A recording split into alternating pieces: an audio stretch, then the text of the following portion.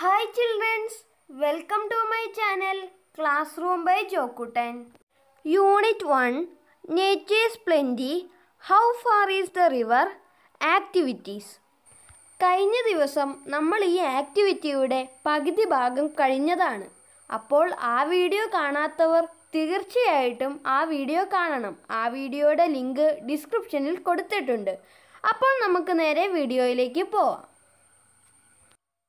Imagine that the nature club of your school is going to conduct a poster making competition in connection with the World Environment Day. Prepare a poster for the competition. നിങ്ങളുടെ സ്കൂളിൽ ലോക പരിസ്ഥിതി ദിനത്തോടനുബന്ധിച്ച് poster making competition നടക്കുന്നുണ്ട്. അതിലേക്കായി നിങ്ങളും പോസ്റ്ററുകൾ നിർമ്മിക്കുക. നോക്കൂ, ഇത് നിങ്ങളുടെ ഒരു കൂട്ടുകാരൻ നിർമ്മിച്ച പോസ്റ്ററാണ്. ഇതുപോലൊരെണ്ണം നിങ്ങളെല്ലാവരും ഉണ്ടാക്കി നോക്കൂ. നമുക്ക് അടുത്ത പ്രവർത്തനം നോക്കാം. Read the description about the boy in the story How Far is the River? He was about 12 years old, a steady boy with untidy black hairs and shiny black eyes. He had fine features and a clear brown skin, but his hands and feet were round and scratched. He was barefooted, not because he couldn't afford shoes, but because he liked the feel of warm stone and cool grass. What are the words used to describe the boy? നിങ്ങൾ പഠിച്ച കഥയിലെ കുട്ടിയെക്കുറിച്ചുള്ള വിവരണമാണ് തന്നിരിക്കുന്നത്. എന്തൊക്കെയാണ് പറഞ്ഞിരിക്കുന്നത്? ആ കുട്ടിയുടെ physique, എങ്ങനെയുള്ള ശരീരമായിരുന്നു അവൻ്റേത്? സ്റ്റേഡി എന്നാണ് ഇവിടെ പറഞ്ഞിരിക്കുന്നത്. ഹെയറോ? ബ്ലാക്ക് ഹെയർ എന്നാണ് പറഞ്ഞിരിക്കുന്നത് അല്ലേ? ഐസോ? അവൻ്റെ കണ്ണെങ്ങനെയുള്ളതാണ്? ബ്ലാക്ക്. സ്കിൻ, അവൻ്റെ സ്കിൻ എങ്ങനെയുള്ളതാണ്? ബ്രൗൺ സ്കിൻ എന്നാണ് പറഞ്ഞിരിക്കുന്നത് അല്ലേ? Hands and feats rough and scratched എന്നാണ് പറഞ്ഞിരിക്കുന്നത്. ഇനി അടുത്ത ആക്ടിവിറ്റി നോക്കൂ. The boy meets a girl on its way to the river. Describe the girl with reference to the following. Write it below. കാഴ്ചയിൽ ആ കുട്ടി എങ്ങനെയായിരുന്നു? ആ കുട്ടിയുടെ ആറ്റിറ്റ്യൂഡ് എന്തായിരുന്നു? ആ കുട്ടിയുടെ ബിഹേവിയർ എന്തായിരുന്നു? ഇതിനെക്കുറിച്ചൊക്കെയാണ് ഇതിൽ നമുക്ക് എഴുതേണ്ടത്.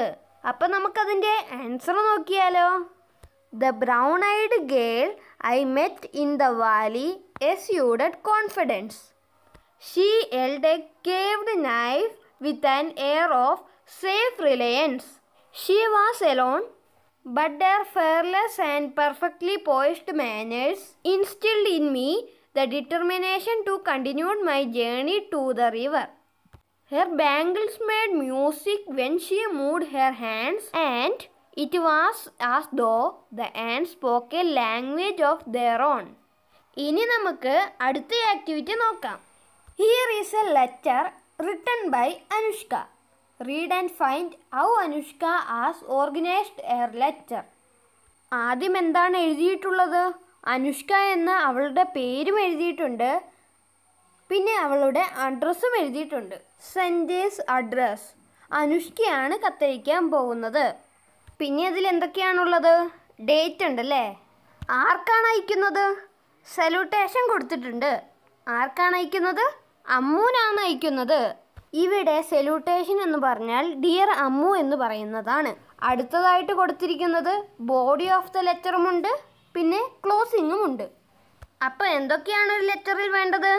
സെൻറ്റേഴ്സ് അഡ്രസ്, അയക്കുന്നയാളുടെ അഡ്രസ്സ് കൊടുത്തിട്ടുണ്ട്, പിന്നെ ഡേറ്റ് വേണം, salutation, body of the letter, പിന്നെ ക്ലോസിങ്ങുമാണുള്ളത്. ഇനി നമുക്ക് എഴുതിയിരിക്കുന്നത് എന്താണെന്ന് നോക്കാം. Dear Ammu, hope you are going well. I reached Goa with my parents. We are staying in a resort. The weather here is really good. We are planning to go to the beach and the church today. I will send you the snaps after visiting all the places. I wish you were also with me. Regards to all our friends there. See you soon. Take care. With regards, Anushka. അപ്പോൾ എല്ലാവരും letter കണ്ടില്ലേ? The boy in the story, how far is the river? Is thrilled after visiting the river. He declared to write a letter to his friend to share his experience. What would be the letter like? Write it below. കഥയിലെ ഈ കുട്ടിക്ക് പുഴ കാണാൻ പറ്റിയതിൽ വളരെയധികം സന്തോഷത്തിലാണ്, ആവേശത്തിലാണ്. അതോടൊപ്പം തന്നെ അവൻ്റെ ഏറ്റവും വലിയൊരു സ്വപ്നമാണ് അവിടെ നടന്ന ഈ കാര്യങ്ങളും അനുഭവങ്ങളും എല്ലാം ആരോടെങ്കിലും പറയണമെന്നവനുണ്ട്. ആരോടാ ഇപ്പോൾ പറയുക? അച്ഛനോടും അമ്മയോടും പറയാൻ പറ്റുമോ? ഇല്ല അല്ലേ? അതുകൊണ്ട് അവൻ അവൻ്റെ ഒരു സുഹൃത്തിന് കത്തെഴുതാൻ തീരുമാനിക്കുന്നു. എന്തെല്ലാമായിരിക്കും അവൻ ആ കത്തിൽ എഴുതിയിട്ടുണ്ടാവുക? നമുക്കതൊന്ന് എഴുതി നോക്കിയാലോ? അപ്പോൾ നമുക്ക് കഥയിലെ കുട്ടിക്കൊരു പേര് കൊടുത്താലോ? ഞാനിവിടെ ജോമൽ എന്നാണ് കൊടുക്കുന്നത്. നിങ്ങൾക്ക് ഓരോരുത്തർക്കും ഇഷ്ടപ്പെട്ട പേരുകൾ കൊടുക്കാം. ഇനി നമുക്ക് ജോമലിനൊരു അഡ്രസ്സ് കൊടുക്കണം. പള്ളിപ്പുറം, പള്ളിക്കവല, മലപ്പുറം. ഇനി നമുക്ക് ഡേറ്റ് കൊടുക്കാം. മെയ് 23, 2021. അവൻ ഇനി ആർക്കാണ് കത്തെഴുതുന്നത്? സുനിലിനാണ് അവൻ കത്തെഴുതുന്നത്. Dear Sunil, hope you are doing well. I am writing this letter to tell you about an adventurous trip I made yesterday. Haven't I told you about my wish to see a river? At last, I realized my dream. It was an exciting trip through the thickly forested mountain. The silence of the forest was frightening, but the beauty of the river was breathtaking. Babbling and babbling, it sprang over the rocks in its way. The water was so refreshing. Well, it's time to end this letter, and more will follow. Take care. With regards, Jomal. ഇനി നമുക്ക് activity 10 നോക്കാം. Prepare a magazine on the topic Save Planet Earth. You can include the following theme in your magazine. ഭൂമിയെ സംരക്ഷിക്കുക എന്ന വിഷയത്തിൽ ഒരു magazine തയ്യാറാക്കാനാണ് പറഞ്ഞിരിക്കുന്നത്. അപ്പോൾ അതിൽ എന്തൊക്കെ ഉൾപ്പെടുത്താം? Poems, posters, stories, slogans, riddles, description, paintings, codes, word puzzles. ഇവയെല്ലാം ചേർത്തുകൊണ്ട് നിങ്ങളൊരു മാഗസിൻ ഉണ്ടാക്കി നോക്കൂ. ഇനി നമുക്ക് അടുത്ത ആക്ടിവിറ്റിയിലേക്ക് പോവാം. Find the words that convey the same idea and write them in the space provided. ഇവിടെ കൊടുത്തിരിക്കുന്നത് എന്താണ്? Synonym. A word or phrase which has the same or nearly the same meaning as that of another word. അപ്പോൾ അതാണ് synonym എന്ന് പറയുന്നത്. നോക്കൂ, walk എന്നാണ് ഇവിടെ പറയുന്നത്. അതിനോട് സമാനമായി അർത്ഥം വരുന്ന വാക്കുകളാണ് ഇവിടെ കൊടുത്തിട്ടുള്ളത്. ഏതൊക്കെയാണെന്ന് നോക്കൂ. March, strike, step, tread. ഇവയെല്ലാമാണ് വാക്കിൻ്റെ അർത്ഥം വരുന്ന പദങ്ങൾ. അടുത്തത് നോക്കൂ. Pause, finish, block, close. ഇവയെല്ലാം സ്റ്റോപ്പിന് സമാന പദങ്ങളായി വരുന്നതാണ്. Decide, agree, conclude, determine, choose. ഇവയെല്ലാം ഡിസൈഡിൻ്റെ സമാന പദങ്ങളാണ്. ഇനി നമുക്ക് ആസ്കിന് കൊടുത്തിരിക്കുന്നത് എന്തൊക്കെയാണെന്ന് നോക്കാം. Inquire, demand, quick, request. ഇതൊക്കെയാണ് ആസ്കിന് കൊടുത്തിരിക്കുന്നത്. അപ്പോൾ ഇനി നമുക്ക് അടുത്ത ആക്ടിവിറ്റി നോക്കാം. Look at the following sentences. A. The boy walked alone in the path. B. The steady boy walk alone the Stony path. C. The young barefooted steady boy walked along the stony path. Question number 1. Which sentence tell you more about the place and the boy? മുകളിൽ കൊടുത്തിരിക്കുന്നതിൽ ഏത് sentence ആണ് ഈ കുട്ടിയെക്കുറിച്ചും ആ സ്ഥലത്തെക്കുറിച്ചും കൂടുതൽ വിവരങ്ങൾ തരുന്നത്? Last sentence ആണല്ലേ. The young barefooted steady boy walked along the stony path. Question number 2. Circle the words that give more information. കൂടുതൽ വിവരങ്ങൾ തരുന്ന വാക്കുകൾ അതിലേതൊക്കെയാണ്? അത് സർക്കിൾ ചെയ്യുക. ഏതൊക്കെയാണ് ഡിസ്ക്രൈബ് ചെയ്യാൻ ഉപയോഗിച്ച വാക്കുകൾ? യങ്, ബെയർഫൂട്ടഡ്, സ്റ്റേഡി. പാത്തിനെ ഡിസ്ക്രൈബ് ചെയ്യാൻ ഉപയോഗിച്ച വാക്കോ? സ്റ്റോണി. ഇതൊക്കെയാണ് ഇതിനെ മനോഹരമാക്കാൻ ഉപയോഗിച്ച വാക്കുകൾ. Words which describe noun or pronouns are termed as describing words or adjectives. നൗണിനെയോ പ്രോനൗണിനെയോ കുറിച്ചുള്ള കൂടുതൽ ഡിസ്ക്രിപ്ഷൻ കൊടുക്കുന്നതിനാണ് അഡ്ജക്റ്റീവ് അഥവാ ഡിസ്ക്രൈബിംഗ് വേർഡ്സ് എന്ന് പറയുന്നത്. ഇനി നമുക്ക് അടുത്ത ആക്ടിവിറ്റിയിലേക്ക് പോയാലോ? Here is an extract from the story How Far is the River?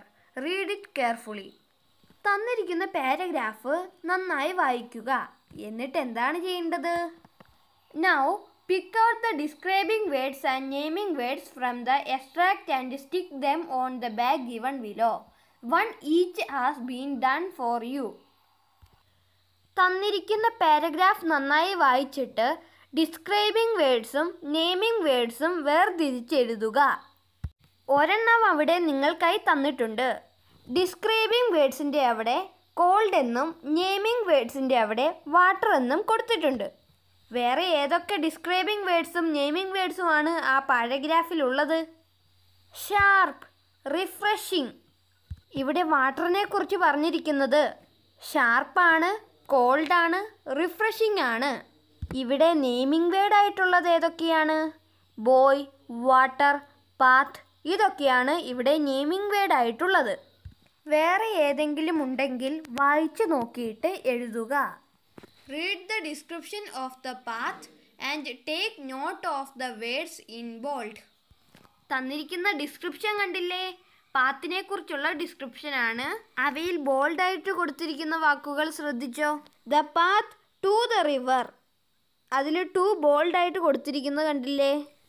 Dropped steeply into the valley, then rose and went round the big mountain. It was frequently used by the villagers, woodcutters, milkmen and mule drivers, but there were no villages beyond the mountain or near the river. To, into, round, by, beyond, near എന്നീ വാക്കുകളൊക്കെ അവിടെ ബോൾഡായിട്ട് കൊടുത്തിട്ടുണ്ട്. Look at the sentence. The path to the river dropped steeply. Which words show the relation between the path and the river? തന്നിരിക്കുന്ന സെന്റൻസിൽ പാത്തിനെയും റിവറിനെയും ബന്ധിപ്പിക്കുന്ന വാക്കേതാണ്? To എന്ന വാക്കാണല്ലേ? Words like to, into, beyond etcetera are preposition. അടുത്തത് നോക്കൂ. Supply the missing preposition on the sign board. Preposition ഒക്കെ ഇവിടെ missing ആണ്. ഉചിതമായ പ്രിപ്പോസിഷൻ ചേർക്കുക. Do not park dash double yellow lines. Double yellow lines ഉള്ളിടത്ത് പാർക്ക് ചെയ്യരുതെന്നാണ് ഇവിടെ പറഞ്ഞിരിക്കുന്നത്. ഇവിടെ എന്താണ് വരേണ്ടത്? Do not park on double yellow lines. On എന്ന പ്രപ്പോസിഷനാണ് ഇവിടെ വേണ്ടത്. Don't drive dash the park. ഇവിടെ ഏത് പ്രപ്പോസിഷനാണ് വേണ്ടത്? In the park. Don't drive in the park. അപ്പോൾ ഇവിടെ ഇൻ എന്നാണ് വരേണ്ടത്. Walk dash the right. Drive dash the left. Walk on the right. Drive on the left. ഇവിടെ രണ്ടിടത്തും ഓൺ എന്നതാണ് വരേണ്ടത്. Keep away dash wild animals. അവിടെ എന്താണ് വേണ്ടത്? Keep away from wild animals. അപ്പോൾ അവിടെ ഫ്രം ആണ് വരേണ്ടത്. Highly inflammable handle dash care.